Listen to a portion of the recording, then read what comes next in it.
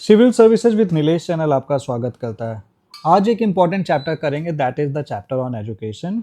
And with this हम अब लगभग आधा इंडिया ईयर बुक लगभग कवर कर चुके हैं। आधा इंडिया ईयर बुक आपका इसी अप्रैल में ख़त्म कर दिया जाएगा। So make sure that you watch this video till the end so that you come to know across various kind of schemes that are launched by the Ministry of Education and you are able to do the questions। बहुत सारे important factors हैं, facts हैं जो से related हैं, जिस पे सवाल बनते हैं। So make sure that at least अगर वो इंडिया ईयर बुक से पूछ रहा है तो आप उसमें गलती ना करें। And whatever is that required is from your examination point of view, I am already covering. All you need to do is to listen to this lecture and make a note of important things and उसे multiple revisions करते रहना है आपको। So this thing is being made from this summary. And अगर मैं summary की बात करूं, सो समरी के अलावा एक और इम्पॉर्टेंट इन्फॉर्मेशन है। If you are watching this video, ये एक इम्पॉर्टेंट बुक है जो आपको प्रीलिम्स में बहुत ज़्यादा हेल्प कर सकती है। ये आपके प्रीवियस क्वेश्चंस का शॉर्ट नोट्स है। So if you want you can look into it. And today we are going to cover the very important chapter education. अच्छा, इसका ई छूट गया है, this is education. So coming next, ज़्यादा time नहीं लेते हुए because time is short, so chapter 14 पे आ जाते हैं। हमने चैप्टर 13 तक कवर कर लिया है। So this is time that we go to chapter 14. Wait a second. So chapter 14 is on education. पढ़ाई लिखाई के बारे में है जो हम और आप कर रहे हैं। तो एजुकेशन की अगर मैं स्टेटस की बात करूं इंडिया में, so the education policy or whatever the provisions, they are aligned with 2030 agenda for sustainable development.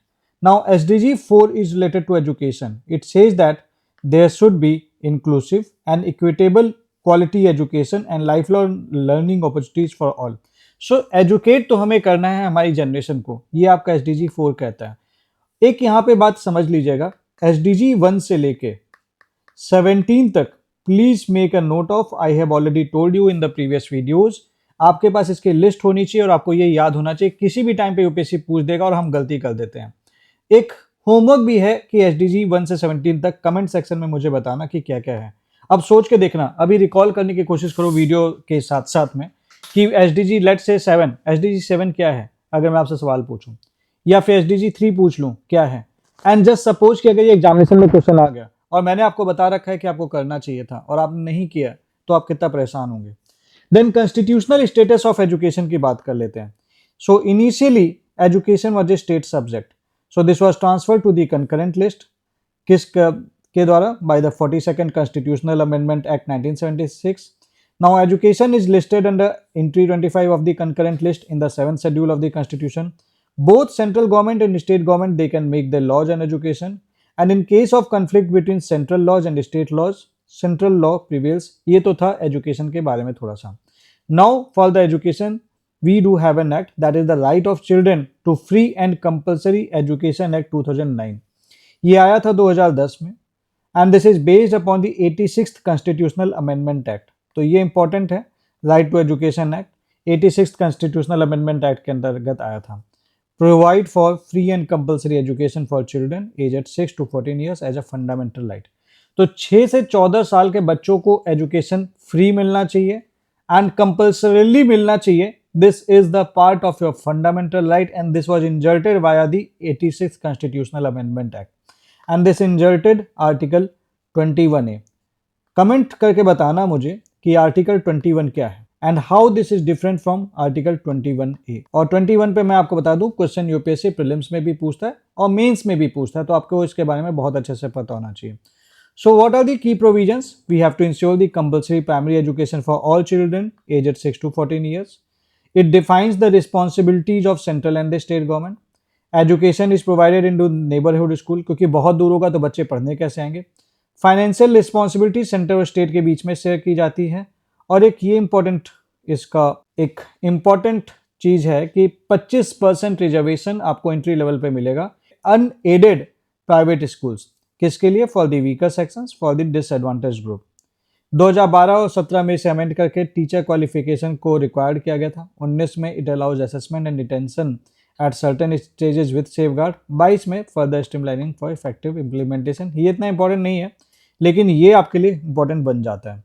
Coming next we have the ministry of education. इसका स्ट्रक्चर जान लेते हैं। तो मिनिस्ट्री ऑफ एजुकेशन के स्ट्रक्चर में we do have the two departments, एक है department of school education and literacy, school की बात होती है यहाँ पे, और एक है आपका डिपार्टमेंट ऑफ हायर एजुकेशन, तो you want to be graduate etcetera, तो ये सारा कुछ हायर एजुकेशन वाला डिपार्टमेंट देखता है. So it some of the major schemes, flagship schemes that is run by the Ministry of Education is समग्र शिक्षा, प्रधानमंत्री पोषण शक्ति निर्माण, PM पोषण, understanding lifelong learning for all in society Ullas, and the national merit come means cum merit scholarship scheme. तो थोड़ा सा जान लेते हैं क्या क्या है ये, बहुत डिटेल में मैं नहीं जा रहा हूँ. समग्र शिक्षा का सीधा सा मतलब है कि हमें स्कूल एजुकेशन में रिफॉर्म करना है, और this is targeted from pre school to class 12. PM Poshan का पर्पज क्या है? We have to go for the nutritional support, class 1 से 8 तक के स्टूडेंट्स के लिए है ये. और उल्लास जो है आपका, this is for the adult literacy, यानी कि 15+ ईयर्स के लोग अगर वो लिटरेट नहीं है तो हम इन्हें लिटरेसी देंगे. And then you have the national means cum merit scholarship scheme. ये गवर्नमेंट की स्कीम है, स्कॉलरशिप स्कीम है. इसका पर्पज सिंपल सा है, that we should be supporting the bright students जो इकोनॉमिकली वीकर सेक्शन से हैं, ताकि वो अपने एजुकेशन को क्लास 6 के बाद भी उसके बियॉन्ड भी कंटिन्यू कर सकें. The drop out rates is reduced. Then you have the Viksit Bharat Shiksha अधिष्ठान बिल 2025. नाउ विकसित भारत शिक्षा अधिष्ठान बिल 2025 ये एक प्रपोज लॉ है कि हमें हायर एजुकेशन सिस्टम को रिफॉर्म करना है इंडिया में in alignment with the national education policy. इसका पर्पज सिंपल सा है कि हमें एक यूनिफाइड रेगुलेटरी बॉडी क्रिएट करनी है हायर एजुकेशन के लिए, ताकि हम क्वालिटी, ट्रांसपेरेंसी, रिसर्च और ग्लोबल कॉम्पिटिटिवनेस इंप्रूव कर सकें. Now you have many regulatory bodies like UGC, AICTE, NCTE, ये सब. तो हमने क्या बोला कि if we have a single authority तो हम रेगुलेशंस को सिंप्लीफाई कर सकते हैं, और इसका जो नाम प्रपोज किया गया है that is Viksit Bharat Shiksha Adhishthan commission. So this is the thing. So this is the proposed reform under the National Education Policy. This aims to replace multiple regulatory bodies with a single unified framework for higher education. Proposed structure, one overarching body, separate verticals for this. Then you have the National Education Policy. National Education Policy. This replaces the National Education Policy on Education 1986. This is aligned with 2030 Agenda for Sustainable Development, and this promotes inclusive and equitable quality education and lifelong learning opportunities. Then you have the transformative vision for school education under the NEP 2020. So this moves from rote learning to competency based learning and creativity and curiosity driven education. Then you have this one introduced 5+3+3+4 curriculum structure. This is supported by the National Curriculum Framework for School Education and National Curriculum Framework for the Foundational Stage. Then you have the सार्थक. सार्थक क्या है? सार्थक students and teacher holistic advancement through quality education. ये basically एक implementation plan है, या फिर कह लीजिए रोड मैप है, जो गवर्नमेंट ऑफ इंडिया प्रिपेयर करती है. किस लिए? So that it can implement the national education policy structured और टाइम बाउंड मैनर में. So this is developed for the implementation of national education policy 2020. This provides the structured road map कि भाई आपके targets क्या होंगे, आपकी timeline क्या होगी और किसकी क्या जिम्मेदारी होगी, ताकि हम चीज़ों को सही से इंप्लीमेंट कर सकें. देन वी हैव द निष्ठा. अच्छा, सवाल यही सब पूछता है कि निष्ठा, द टर्म निष्ठा often seen in news, the term सार्थक ऑफन सीन इन न्यूज. तो आपको बेसिक भी पता होगा ना, तो आप कर ले जाओगे. So this is the major capacity building program for teachers and school leaders. यही मेन है. Online Nishtha is done at Diksha platform. Then this is launch on digital infrastructure for knowledge sharing platform in 2021. So again, this is for the education feature, self-paced course, interactive learning, online assessment and certification. उसके बाद आते हैं, हमारे पास है निपुण भारत. अब देखो, ये जो था ना डिटेल इस तरह से प्रॉपरली इंडिया ईयर बुक में नहीं लिखी थी. So I have taken it from the standard source, so that जितना मेजर एग्जाम के लिए काम का है उतना आपके पास इंफॉर्मेशन होनी चाहिए. सो ये एक नेशनल मिशन है that was launched on July 5, 2021 to ensure universal foundational literacy and numeracy for all children by grade 3 by 2026-27. इसे ध्यान रख लेना, इसका काम हो जाएगा. ये समग्र शिक्षा स्कीम का पार्ट है और ये फोकस करता है on enabling children to read, comprehend and perform basic maths. Then आपके पास है विद्या प्रवेश. ये 3 महीने का play based school preparation module है ग्रेड 1 स्टूडेंट्स के लिए, जो NCERT के द्वारा लॉन्च हुआ है. ये हेल्प करता है चिल्ड्रन को to for the smooth transition for children to formal education. So foundational literacy, numeracy वगैरह यहाँ पे सिखाया जाता है गेम्स के थ्रू, राइम्स के थ्रू, स्टोरी रीटेलिंग के through etcetera. Then you have the Prashast app. Now what is this Prashast app? Prashast app ये बेसिकली एक this was developed by NCERT. ये एक मोबाइल एप्लीकेशन है for the early disability screening in school.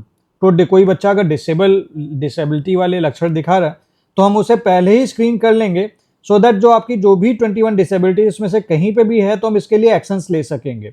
So this is designed for teachers basically, क्योंकि teachers ही students के साथ ज़्यादातर टाइम बिताते हैं। So they will be identifying the special needs children and this will generate report to facilitate facilitation and support inclusion as part of NEP 2020. Then you have eJadui Pitara. eJadui Pitara ये एक digital play based learning platform है जो NCERT के द्वारा launch हुआ था for children aged 3 to 8 years. So ये free multilingual and interactive material provide करता है such as animated stories, games, puzzles, teacher handbooks which is accessible via a mobile app, website, WhatsApp, etc. Then you have Diksha. What is this Diksha? दीक्षा एक India का national digital platform है school education के लिए जो ministry of education के द्वारा develop किया गया है and this is developed by NCERT. So ये 2017 में लॉन्च हुआ था। This serves as the one nation one digital platform providing teachers, students and parents with QR coded energised textbook, e content and interactive learning resources aligned with school curriculum in multiple languages. Then you have the Parakh. Parakh क्या है? परख एक NCERT independent constituent unit है which is was establish in 2023 to set up nation wide standards for school board assessment and student evaluation. तो ये basically ensure करता है that assessment is standard, evaluation disparities को रिमूव करता है and competency based education को support करता है। Then you have the PM Shri. This is Pradhanmantri और you can say the prime minister school for rising India. तो ये सेंट्रली स्पॉन्सर्ड स्कीम है। इसका पर्पस सिंपल सा है कि हमें स्कूल्स को ट्रांसफॉर्म करना है मॉडल इंस्टीट्यूशंस में which is definitely going to be align with national education policy. So implementation period इसका 22-23 से लेकर 26-27 तक है। तो ये फाइनेंशियल सपोर्ट प्रोवाइड करेगा, टेक्निकल सपोर्ट प्रोवाइड करेगा ताकि आपके का स्टैंडर्ड सुधर सके इंफ्रास्ट्रक्चर में, पेडागोगी पढ़ाने के तरीके में, गवर्नेंस में, कम्युनिटी पार्टिसिपेशन में। देन यू हैव दी प्रधानमंत्री पोषण शक्ति निर्माण, PM पोषण। सवाल पूछ देगा PM पोषण टर्म रिलेटेड टू। सो ये एक right based centrally sponsored scheme है। ये टर्म इंपॉर्टेंट हो जाता है। Tell me what is right based, comment करके बताओ व्हाट इज राइट बेस्ड। आप ये टर्म पढ़ते हो ना, राइट बेस्ड है, तो tell me what is right based. So coverage, so this covers children in Bal Vatika class 1 to 8 in government schools and government aided schools. Key feature, ये nutritious hot meals provide करता है school days में। ये student like school participation में को encourage करता है specially among the disadvantage children, improvement nutrition, concentration, learning ability. Then Tithi Bhojan initiative है so that community can participate under the mid day meal scheme. So ये community contribution of मील है on special occasion, जैसे कि कभी festival है, किसी का birthday है, तो कम्युनिटी आपके लिए फूड होगा, डोनेट होगा टाइप से कर सकते हैं। Basically that is the contribution of meals. Then you have some of the mid day meal rules that are notified under the National Food Security Act 2013। जैसे कि फूड सैंपल्स को अब हमें टेस्ट करना है क्योंकि फूड की क्वालिटी पहले बहुत ख़राब हो रही थी। हमें हमारे स्कूल की एक मैनेजमेंट कमेटी होनी चाहिए। We should have the supply of food grains and subsidized rate at national food security act. And food security बच्चों को दी जाती है, फूड सिक्योरिटी अलाउंस, अगर मील नहीं सर्व किए किसी स्पेसिफिक रीजन के चलते। उसके बाद आता है आपके पास national means cum merit scholarship scheme. So ये एक सेंट्रल सेक्टर स्कीम है, 2008 में लॉन्च हुई थी। इसका पर्पस सिंपल सा है कि हमें ड्रॉप आउट रेट बच्चों में कम करना है from economically weaker sections. So this encourage the contribution of education at the secondary level. और ये मेरिटोरियस स्टूडेंट्स को सपोर्ट करता है who are facing the financial constraints specially during the transition from elementary to secondary education. Scholarship मिलती है, 1 lakh scholarships are awarded annually to the students of class 9th and this scholarship is renewed yearly for students in 10th, 11th, 12th subject to fulfillment of conditions। Eligibility condition, annual parental income आपकी 3.5 लाख से ज़्यादा नहीं होनी चाहिए। And academic criteria यही है कि minimum 55% marks in class 8th examination to appear for selection test. Then you have the Kendriya Vidyalaya संगठन। तो ये बहुत ज़्यादा इंपॉर्टेंट नहीं है, इसमें पूछेगा नहीं कुछ, तो इसमें हम आगे बढ़ जाते हैं। नवोदय विद्यालय समिति, तो just you can take the screenshot, you can read, इसमें कुछ ज़्यादा कुछ बताने वाला नहीं है। Then you have the national curriculum framework for foundational stage. तो बेसिकली ये क्या है, तो ये कवर करता है बच्चों को जो कि 3 से 8 साल के हैं। This implements 5+3+4 structure under the national education policy. तो ये इसको इम्प्लीमेंट करता है, यही तो है आपका करिकुलम फ्रेमवर्क, तो ये इसे इम्प्लीमेंट कर देता है। देन उसके बाद आता है सीबीएसई। नाउ सीबीएसई आपका national level school education board है under the ministry of education. ये एकेडमिक और एग्जामिनेशन सर्विसेज देता है इंडिया में और 26 फॉरेन कंट्रीज में। So this support the children of central government employees Indian diaspora abroad. Then you have the Safal scheme क्या है, this is the structured assessment for analysis learning by the NCERT. तो ये learning outcomes बच्चों की major करता है for the grade 3, grade 5 and grade 8। Then you have the Vidyanjali. What is Vidyanjali? ये school volunteer management programme है, ये 2021 में लॉन्च हुआ था। सो ये national school volunteer management programme है to strengthen schools and improve education quality through community participation. Then you have the Vidyanjali portal. Vidyanjali portal क्या है? ये डिजिटल फैसिलिटेटर है जो स्कूल्स को कनेक्ट करता है वॉलंटियर्स के साथ, कंपनीज के साथ, सिविल सोसाइटी ऑर्गेनाइजेशंस के साथ और दूसरे कंट्रीब्यूटर्स के साथ, so that they can contribute towards the school. Then अब देखो यहाँ पे क्या पूछेगा ना, व्हाट इज विद्यांजलि? सीधे the term Vidyanjali often seen in use. So this is the national school volunteer management programme, ठीक है। तो there is the community participation, you can say like that there are volunteers, there are companies who want to contribute in terms of education. Then you have Ullas. तो Ullas scheme किससे related है? This is understanding lifelong learning for all in society. So Nav Bharat साक्षरता अभियान। So ये एक centrally sponsored scheme है जिसका purpose simple सा है कि हमें एडल्ट एजुकेशन को प्रमोट करना है। तो Ullas is related to adult education. Target group non literate person 15 साल या उससे ऊपर के। Then you have the UBA, Unnat Bharat Abhiyan. So ये हायर एजुकेशन इंस्टीट्यूशंस को रूरल कम्युनिटीज के साथ कनेक्ट करता है ताकि रूरल डेवलपमेंट हम कर सकें। Then you have the Viksit Bharat शिक्षण अधिष्ठान बिल 2025। तो ये यूनियन कैबिनेट के द्वारा अप्रूव हुआ था। तो ये स्टैब्लिश करता है विकसित Bharat Shiksha Adhishthan as the unified regulatory body. अभी हमने इसके बारे में डिस्कस भी किया था। सो ये रिप्लेस करेगा UGC को, AICTE को और national council for teachers education act. So उसकी जगह पे they will be regulatory 3 councils बनेंगी, regulatory council, accreditation council, standards council. Feature technology enabled regulation, faceless and trust based system, single window digital system, mandatory public disclosure of government governance details, financial information etcetera. This improves transparency, accountability, consistency. कुछ हमारे पास scholarship schemes हैं, जैसे सक्षम schemes differentially abled बच्चों के लिए है, प्रगति है गर्ल स्टूडेंट्स के लिए, ईशान भारत है नॉर्थ ईस्ट के बच्चों के लिए, एंड स्वामी विवेकानंद स्कॉलरशिप है सिंगल चाइल्ड के लिए। Then you have the skill and digital learning initiative. So somewhere framework, this promotes the mobility between the vocational and academic streams. Somewhere digital platform, this provides free online courses. Then you have the online safety of children. Online safety of children, ये प्रज्ञता guidelines है। This is issued by the ministry of education. ये recommend करता है age appropriate screen time and the parental supervision. उसके बाद आ जाता है copyright. Copyright मतलब आपने जो काम किया ये काम प्रोटेक्टेड होना चाहिए। तो कॉपीराइट ये कहता है कि कोई और आपका काम आपकी परमिशन के बिना अगर कॉपी करके अपना दिखा रहा है तो आप उस पर एक्शन ले सकते हैं। At least you can issue him a notice, मतलब you can't issue, basically you go to the court and court will issue him the notice. So copyright is an important part of intellectual property framework. This protects the right of creators, creativity, innovation and knowledge dissemination. ये automatic है, तो copyright के लिए आपको कहीं register कराने की जरूरत नहीं, ये ऑटोमेटिक है। आपने कोई ओरिजिनल वर्क क्रिएट किया है, that is your right. So this is govern by the copyright act 1957। Registration mandatory नहीं है, लेकिन अगर आपने रजिस्ट्रेशन कर लिया है तो this serves as the prima facie evidence in the court under section 48। So work protected under the copyright act, that copyright exist in original literary works. कुछ आपने ओरिजिनल काम किया हुआ है तो यहाँ पे कॉपीराइट एग्जिस्ट करता है। Dramatic works, musical work, artistic work, cinematographic films, sound recording and changes in the copyright details recorded under this. तो बेसिकली उस पर वो and the register inspection and certified copies are allowed under article 47। तो basically इन सब जगह पे copyright allowed है, मतलब कॉपीराइट वाला जो है कि भाई आपको कॉपी नहीं करना है, copyright exist in this. Then you have the copyright board, आपके लिए उसके लिए एक बोर्ड है। ये 1958 में as a quasi judicial body की तरह से एस्टेब्लिश किया गया था फंक्शन यही है कि कॉपीराइट रजिस्ट्रेशन और असाइनमेंट में कोई डिस्प्यूट है तो आपको ये रिजॉल्व करेगा डिस्प्यूट।